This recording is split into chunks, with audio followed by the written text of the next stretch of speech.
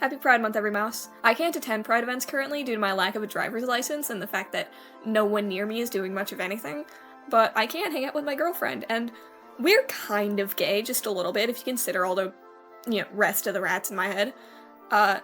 It's been a goal this Pride Month for me to get even gayer, to counterbalance the straightish relationship I'm in. I released a video on trans music a little bit ago, so now I've got to make a video on the queer community as a whole, particularly one phrase. That being, don't make being gay your whole personality. See, I've heard a lot of people express this sentiment, and while I don't necessarily disagree, I do wonder where it comes from, especially since it's mostly used by cishet people to put down queer people. Hell, just this year, my health teacher claimed that one student briefly mentioning her girlfriend was her, quote-unquote, making it a big deal. So, what are the earliest usages of this phrase and the sentiment?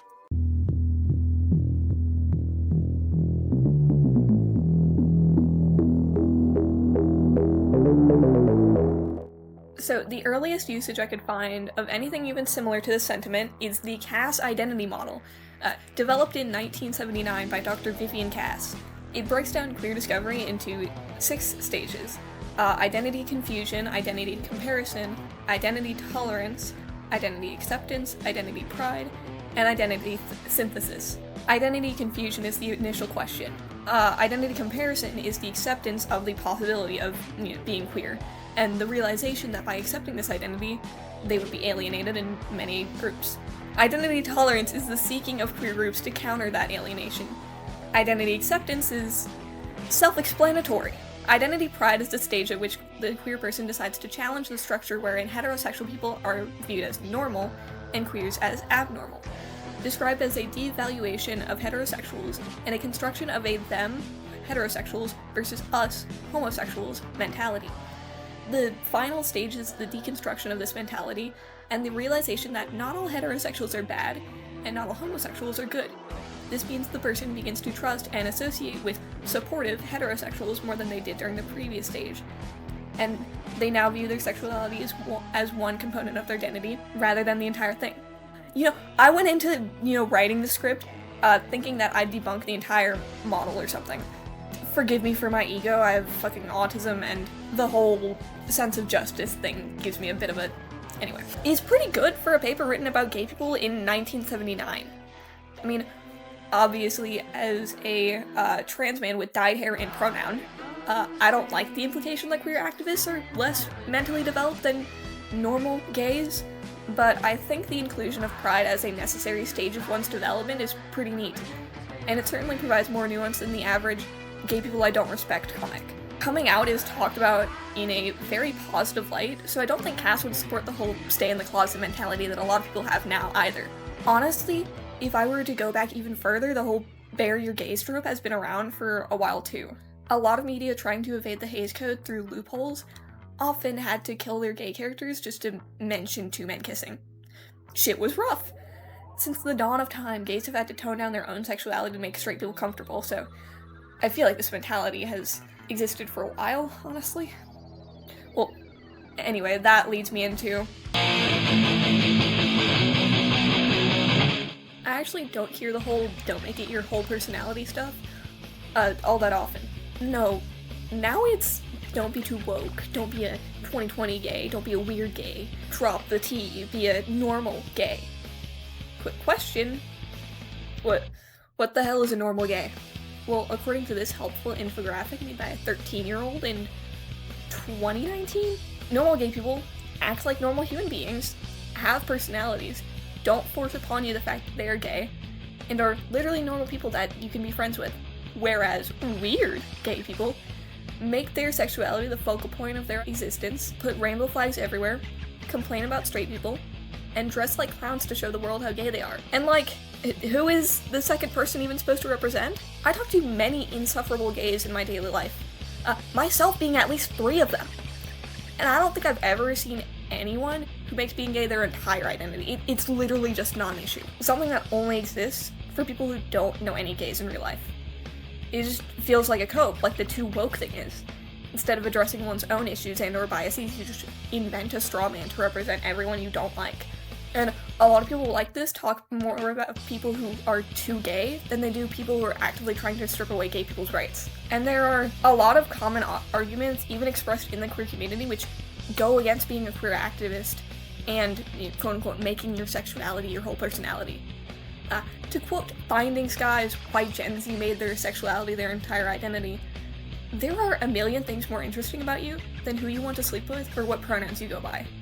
And it's incredibly easy to dumb down queerness into just that, to ignore all of the struggle gay people face on a day-to-day basis. But it is obviously so much more than who you want to sleep with and what pronouns you go by.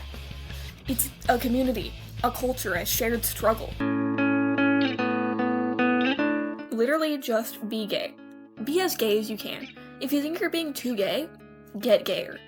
There are people who make hating gay people their whole personality, so live how you like, dye your hair, make shitty video essays, go to any pride events you can, kiss boys, kiss girls, fuck bitches, get money. Don't let go of the rest of yourself, fucking obviously, but don't ignore your identity either. Be gay, be trans, do crime, love yourself forever. Camp is a really important part of gay culture. You see it in drag shows, in queer movies, in femme lesbians. Literally everywhere. Camp is defined by Green's Dictionary of Slang as flamboyance, overt exhibitionism, usually but not always applied to homosexuals. And it's weird that so many queers reject it, right? No, I'm not saying that you shouldn't have more than one personality trait, fucking obviously. What I'm saying is a lot of people have a thing they like to talk about more than anything else. Gym bros have the gym, stoners have weed. There's literally an entire stereotype called the my wife guy who only talks about his wife. And while no, really nothing should be the only thing you ever talk about, you shouldn't just have like one thing. I don't think it's harmful to talk about the same thing a lot either. For me, that same thing would probably be psychology, and that interest in psychology extends to the psychology of queer people. Since I'm kind of one of them a little bit. Everyone has interests, and it's literally just normal for a gay person to be interested in queerness and sexuality, especially when they are discriminated on the basis of their identity, like, on the regular. And I'm not saying you absolutely need to be a queer activist either. Some people just want to be quiet and gay, and that's cool. I don't care. What I am saying is that neither loud or quiet queers are better than the other. You don't need to be quiet to be queer, and you don't need to be an activist to be queer. The fact is, it just isn't enough to be a reasonable gay nowadays. You're not doing anything by being, like, quiet. When trans rights are being actively stripped and gay rights aren't far behind, being normal doesn't do shit. Being trans is used as a talking point nowadays because no one wants to talk about the actual issues in America. No one gave a shit before conservatives decided to make actual identities into an issue to distract from the fact that, like, 3 people hold all the wealth. If you think being more normal than other gays is gonna make right-wing pundits like Matt Walsh and Charlie Kirk, rest in piss, like you, then you've got another thing coming. Focusing on being more normal than other gays is just causing more separation and infighting. I don't give a fuck that Bug on Twitter uses it-paw pronouns. I give a fuck that my actual identity is being used as nothing more than a distraction from real issues. And idiots like Blair White are spreading the idea that the reason people hate trans people is xenogenders and microlabels. Not that there is a manufactured hate campaign going against us for no other reason than they need something to talk about. Use whatever pronouns you want. Language is made up and gender is a social construct. Be cringe, be free, and be as gay as you can be, because if legislation keeps going the way it is, you soon won't be able to be gay at all. Fuck off with that just be normal bullshit, because it doesn't do anything but hold you and the rest of the community back. You won't get anywhere by hiding in the closet, or by trying your hardest to make homophobes who will never like you comfortable. If you just happen to be this guy in the infographic, you're fine. But if you make it your entire mission to be the most normal gay ever to appease homophobes, you kind of need to reevaluate your life choices. There's a reason that we're here, we're queer, get used to it became a popular slogan. Now here's my girlfriend with her testimony. So before I really came out, I was a lot more miserable because I felt like I was trying to hide a big part of me. And then I kinda got loud because I'm a naturally loud and obnoxious person. I can't keep secrets very well. So keeping my pride and my queerness out of everything was just kind of miserable. So I stopped and I got louder, and screaming it from the rooftops made it harder for anyone to say anything to me about it. And it was great. You can't call me a slur if I like it, so I mean... Yeah, message for the audience. Message for the audience. What's the moral of this story? be gay, be loud, because what's it gonna do? Who's gonna hurt you? Words don't hurt if you don't let them. Be loud, be queer. That's all, folks. Be yourself. And if that isn't safe for you today, be yourself tomorrow. Be yourself next week, next month, next year. Be yourself someday. Just don't stop anyone from being who they are today. Good morning, good afternoon, and good night.